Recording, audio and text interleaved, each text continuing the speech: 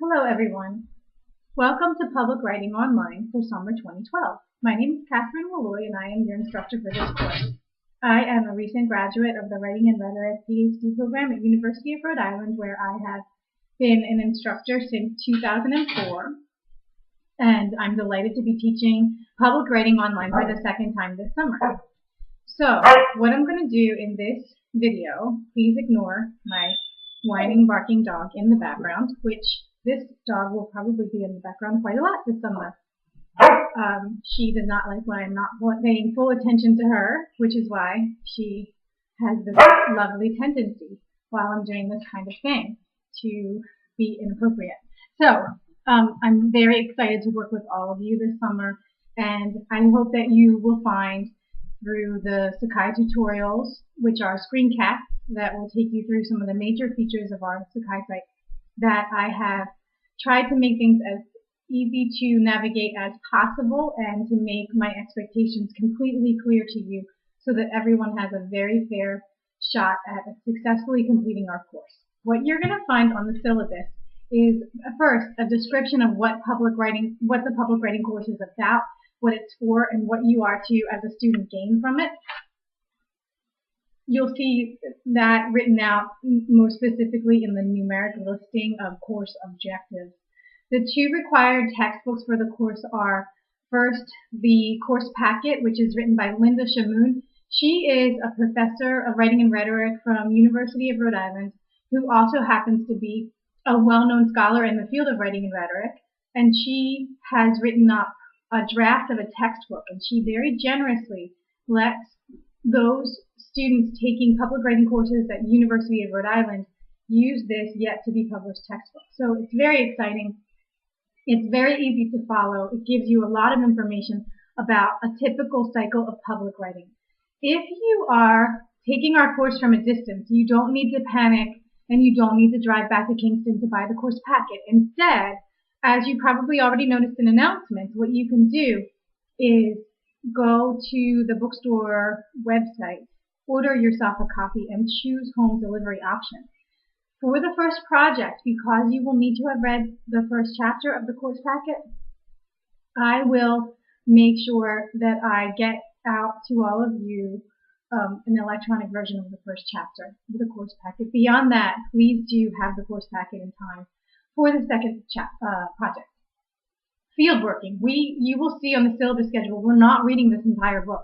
If you are taking this course with a friend who's nearby, who's local to you, I would strongly suggest sharing the fieldworking book.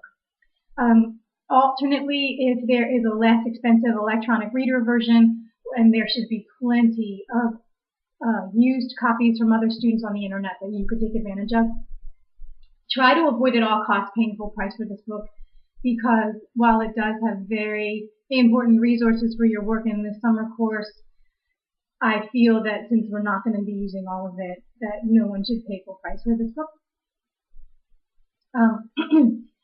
Other materials. Under resources, I'm going to be from time to time adding various supplemental readings, which will include sample documents for you to consider in the various genres within which you'll work for your projects.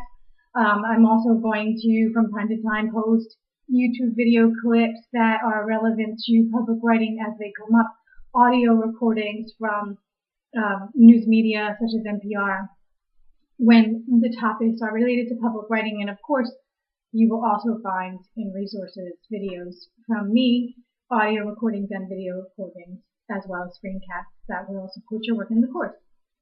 Pay careful attention on page 2 of your syllabus to the appointment of grades, because you will notice that various projects have different point values. All of the points add up to 100. So when you lose a point on an assignment, it's a whole grade point. And so you can get up to 5 points for project 1 and for project 2, but for project 3, you can earn up to 25 points, which is quite significant. And you'll notice it's because the scope of work for project 3 is significant, right? And then when we're talking about project number 4, that's 10 points because it's more work than projects 1 or 2, but it's less work than project 3.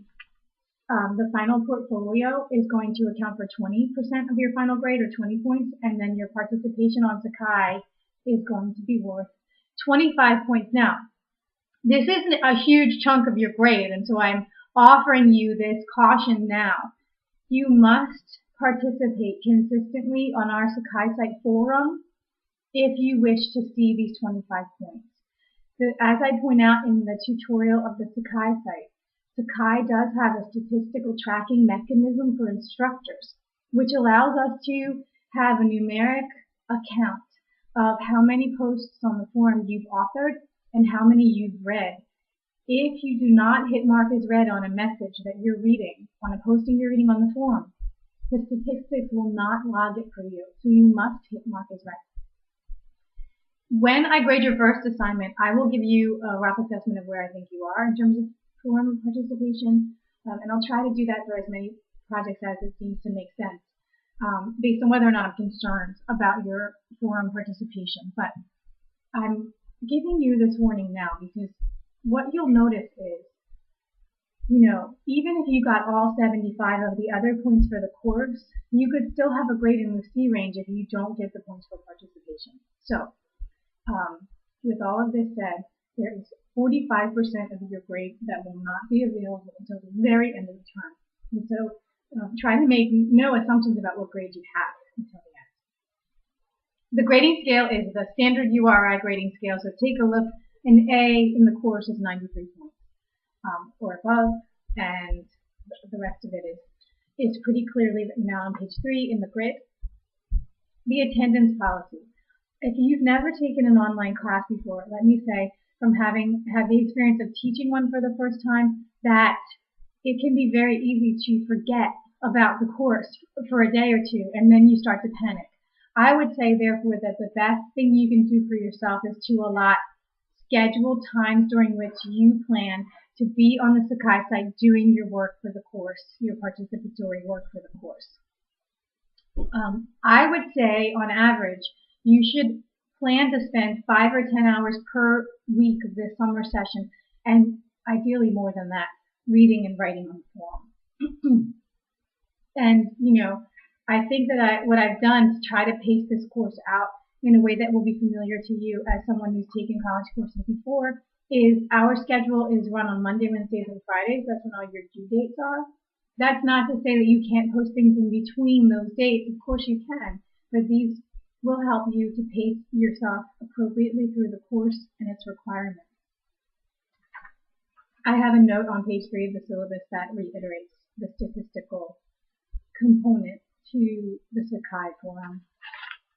I have an important note about off-campus research listed on page 4.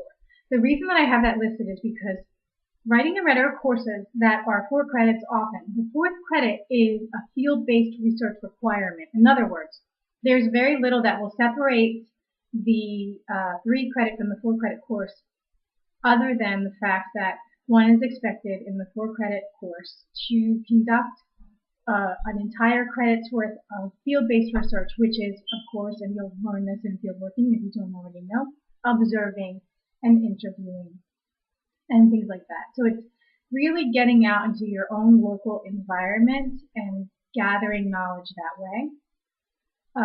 Considering local experts and things like that. And so make sure you're aware of that requirement at the outset. This doesn't mean you need to be in Rhode Island, right? Because no matter where you are, there are going to be local publics with which you might engage as an original researcher. The tentative schedule starts on page 4 of the syllabus. You'll see that for today, Monday the 21st, if you're watching it on Monday the 21st, you are to watch the tutorials. There are 2 parts to that screencast. The introductory video, which you are watching now. You will also read the Project 1 assignment, and you will write to me to schedule an initial conference. You can conference with me through Skype, over the telephone, through Google Chat. It really is your choice. The idea is that you must arrange to meet with me in real time right away. I want to talk with each of you, answer your questions, and make a connection with you that is ordinarily possible through something like an icebreaker in a face-to-face class, and so I'm making this a requirement. I think what it'll also do is, once we've made real-time contact, you will feel more comfortable, believe it or not, contacting me when you have questions for similar such meetings, which can be very, very helpful to you. Because as you know, there's something really important that happens when you have a question that you don't want to ask in front of the entire group, when you sort of just hang around after class and ask the instructor something. You stop by office hours, whatever it is, that real-time contact is a really important component of learning. And so I'm making it a requirement at certain points in the term and at the outset for introductory purposes and to answer questions you might have or clarify things that might concern you. So take a look through that schedule. It is a tentative schedule because it is open to revision if the need arises, in particular if the pacing is too quick or if it's too slow or whatever might be the case. I will make revisions and post those. So I want to give you a very warm welcome to our course and say I hope that you all learn a lot. I think that you'll find that Melinda Shamoon's course packet is brilliant and that Fieldworking offers rigorous techniques with which you might engage in field-based research for your projects, particularly projects 3 and 4. And so I am really looking forward to working with all of you this summer. And please write to me under messages as soon as possible to arrange your first one-on-one conferencing with me in real time. Thank you. Have a great day.